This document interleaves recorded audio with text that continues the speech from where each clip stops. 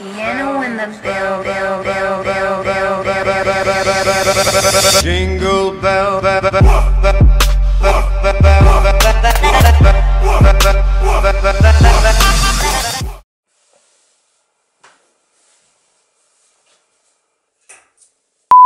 Salut toutes et à tous, c'est Mouchard73. Aujourd'hui on se retrouve dans une nouvelle vidéo. Alors dans cette vidéo, on va parler des hameçons, donc sur les leurres. Donc c'est la première vidéo d'une longue série que je vais faire, je pense, sur plusieurs saisons. Donc c'est Préparons l'ouverture ensemble, voilà. C'est une nouvelle playlist que je crée sur la chaîne, où il y aura toutes les vidéos, donc sur par exemple les hameçons, la tresse, quelle leurre, le matériel, les trucs comme ça. Donc je me suis dit, plutôt que vous faire une seule vidéo par saison sur tout ce qu'on va utiliser sur l'ouverture Twitch, je vais vous en faire plusieurs parce que c'est quand même plus intéressant pour vous d'avoir plusieurs petites vidéos, des vidéos de 5 minutes, plutôt qu'une vidéo de 25 minutes où on va tout parler. Parce que je connais, même moi je le fais, des fois je vois des vidéos de 25 minutes, on quitte avant la fin et on a entendu la moitié des choses. Il y a tellement d'informations qui arrivent comme ça, on n'en retient pas la moitié. Donc dans cette vidéo, je vous ai dit, on va parler des hameçons. Alors les hameçons, c'est quand même une des choses les plus importantes dans la pêche, avec bien sûr la canne et puis l'appât. Donc quand j'entends appât, c'est leurre, teigne, choses comme ça, et autre chose, donc vif. Et puis, donc c'est ce qui va permettre de ramener le poisson, tout simplement. Parce que si on mettait pas d'hameçon, le poisson mordrait, puis ça s'arrêterait là. Donc les hameçons, donc il y a des hameçons donc de différentes tailles bien sûr, de différentes matières, il y a des hameçons en inox, des choses comme ça, donc les hameçons en inox c'est surtout pour la mer. Puis il y a surtout les hameçons triples et les hameçons simples. Alors là je vais vous parler des hameçons simples pour la rivière. Pourquoi changer ces hameçons pour la rivière pour moins blesser le poisson? Alors faut savoir que quand on pêche en rivière, surtout en début de saison, les poissons ils sont déjà assez faibles, ils sont maigres encore. Et ils viennent de sortir de la fraie. Donc c'est justement pour ça que moi je vais privilégier des hameçons simples. D'ailleurs je vais les utiliser tout le temps, hein, pas seulement en début de saison. Mais c'est surtout que si vous faites un poisson avec un hameçon triple, il va saigner 3 fois plus qu'avec un hameçon simple. Surtout si vous laissez l'ardillon. Et donc là ça va être la catastrophe. Le poisson il va vraiment pas s'en remettre. Et des fois ça peut même l'amener à la mort. Parce que les poissons, l'eau est froide encore. Et donc ils sont pas en pleine forme. Alors, pour faire cette opération, vous aurez besoin d'hameçons simples. Donc là, c'est des Honor numéro 4. Voilà, donc c'est pour des spéciales minots, c'est écrit. D'une lame, donc d'un couteau, là c'est un opinel.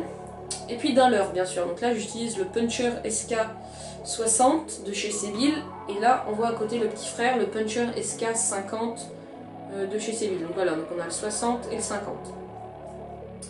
Après, il y a bien sûr d'autres leurres que j'ai mis en hameçon simple, comme par exemple le Teeling Chubby de chez Ilex. Voilà. Alors, les hameçons simples, ça a ses avantages et ça a ses inconvénients. Donc comme je vous ai dit, les hameçons simples, c'est fait pour pas trop blesser le poisson, surtout si on écrase l'ardillon, ça très important, écraser l'ardillon. Et c'est surtout le gros problème des hameçons simples, c'est que les poissons se décrochent plus facilement. Alors on peut y remédier tout simplement en gardant la tension dans la ligne. Souvent ceux qui décrochent le poisson, c'est qu'ils ont fait une erreur. Moi des fois j'en fais partie, hein, ça nous arrive tous de décrocher un poisson, hein, ça nous est déjà tous arrivé, surtout en hameçon simple. C'est tout simplement il y a un coup de mou dans la ligne, le poisson va se débattre et l'hameçon va s'enlever. Surtout si c'est un hameçon sans ardillon. Si c'est un hameçon avec ardillon, bien sûr, le problème ne se posera pas. Il sera ferré, point à la ligne. Hein, vous le ramènerez. Bon, des fois, ça arrive qu'il se décroche, mais bon, c'est plus rare. Voilà. Donc, maintenant, je vais vous montrer comment faire pour changer votre hameçon. Allez, on y va.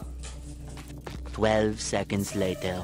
Donc, on va s'occuper de lui. Donc, le 60. Donc, comme je vous disais, on va déjà enlever les hameçons triples. Donc, c'est pour ça qu'on va avoir besoin d'une lame. De quelque chose de fin.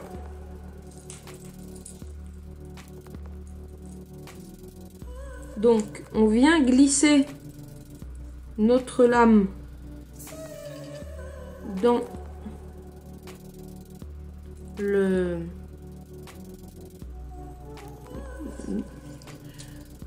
l'anneau brisé.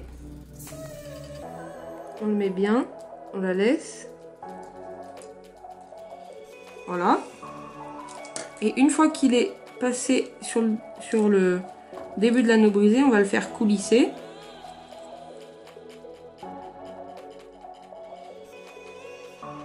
Et voilà. Et là, notre premier hameçon triple est enlevé. Donc, après, on va s'occuper de l'autre. Et on va faire la même opération. Donc voilà, donc là, on a enlevé les deux triples au leurre. Et maintenant, on va mettre les simples.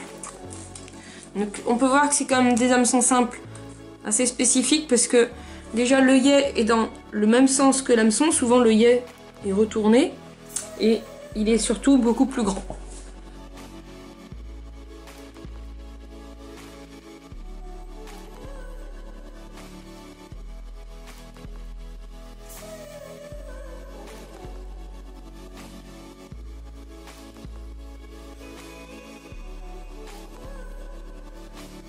Voilà, votre leurre maintenant, il est monté avec deux hameçons simples, il est prêt à pêcher et sans abîmer les poissons.